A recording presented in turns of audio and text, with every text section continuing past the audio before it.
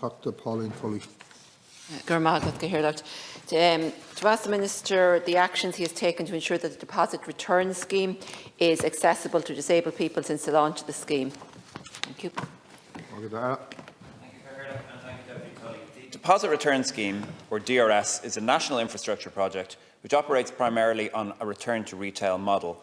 And under the DRS regulations, retailers are required to charge customers a deposit for each bottle sold and to take back empty containers unless exempt and to refund the deposit to customers.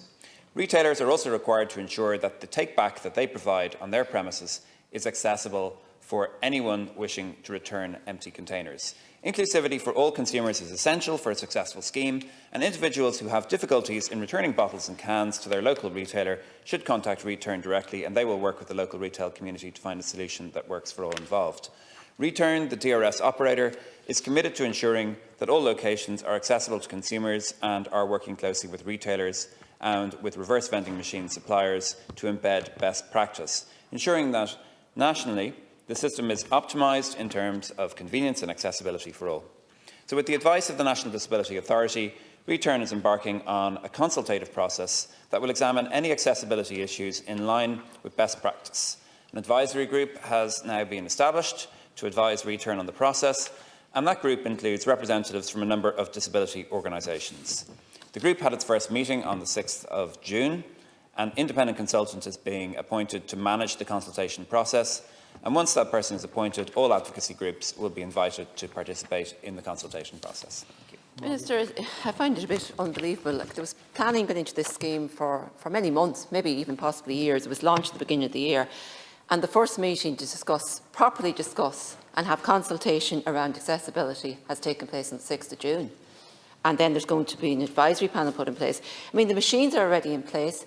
And yes, they're welcome and they're working well, but they're all, any of them I've used are all at my eye level, and I'm not small. So I don't know how a wheelchair user would actually use them in the first place. For anyone who's visually impaired or blind, there's no braille on the button that you have to press for your receipt. So how are they supposed to know where they get the receipt? So they might be able to find the inlet where you put the bottle or the can, but how would they know, where to get the button from or where to get the receipt from? People who do shopping online, who have mobility issues, who don't have access to transport, are dependent on having their shopping delivered. There's no mechanism in place for them to return the bottles. And many of them, have to, because of buy water notice, have to buy bottled water. So, they're dependent on this scheme, and it's costing them money by not being able to return the bottles. Thank you, Deputy. And yes, the scheme was in planning for a number of years. In 2020 and 2021, there were public consultation processes which were open to everybody to offer their advice or their suggestions on how the scheme should operate. When I drew up the regulations, I made it a legal requirement that the machines should be accessible to all. And the Department of Environment has a waste advisory group. And on that waste advisory group, the National Disability Authority is represented. So there were discussions with the National Disability Authority before the scheme was implemented. We followed best practice in other countries. Obviously, these machines have been operating for 40 years in other countries across Western and Northern Europe, and so we had the experience from visiting those countries of what happens for disability groups in those countries. As a result of that, there were certain standards, for example, that the hole for putting in the slot for putting in the bottles is 1.2 metres high, so it's accessible to most wheelchair users, and that the machines could be used by somebody who's blind, that they wouldn't require the use of pushing buttons on a screen. It automatically pops out the receipt. You can feel whether the bottle is being accepted or rejected, and so on. However, even with all that done, still when a scheme is launched, you need to then look afterwards to see whether it is working for the different groups. And that's the purpose of setting up an advisory group. That's the purpose of inviting every disability group to take part and tell us directly how they would like the scheme changed in any way, whether it can be improved and whether it can be made more accessible. And I'm sure it can. And I'm certainly open to hearing for any suggestions that are there. Thank you. Yeah, I mean, it's all right to say there's public consultation processes, but if those processes are not accessible to everybody, then they're not much use.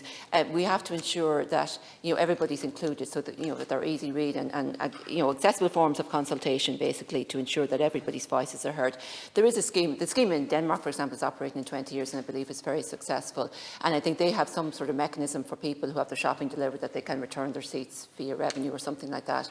I mean, so something like that could be worked out. I am more concerned about the machines themselves. I mean, they're actually expensive machines. They're already in place.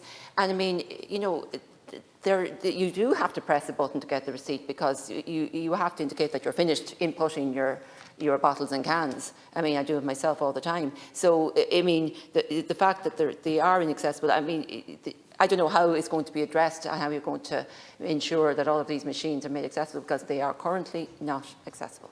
Thank you. So in the case of people who are living at home, can't leave their home, have food delivered to their home, I understand that Return is working with Meals on Wheels to see if they can come up with a solution for this. And also they're working with community groups and GAA clubs and so on to see whether they can address it in that way. I know that individually they have dealt with people who've contacted them and found solutions for them. Regarding the machines requiring you to push a button, all of the different machine types that I have tried will give you your receipt if you wait long enough. So you wait a few seconds and the receipt will come out after a period of time. So there's no requirement to navigate an on-screen interface or press buttons in particular places. The receipt comes out after a period of time of waiting. And that said, the experience of using a supermarket for somebody who's blind is completely different from my experience. It can only be described by somebody who themselves is blind. It's obviously very difficult. You can't tell which products on the shelf are which. You can't see what prices things have. It's a difficult thing. And I actually believe that the reverse vending machines are probably one of the most accessible components in a supermarket. It's difficult to use a supermarket when you have disabilities. It's difficult to reach things in the higher shelves and so on. However, the only way to understand this properly is by working with people with lived experience of disability, listening to them, taking their suggestions and changing the scheme as needed. Thank you. Margaret.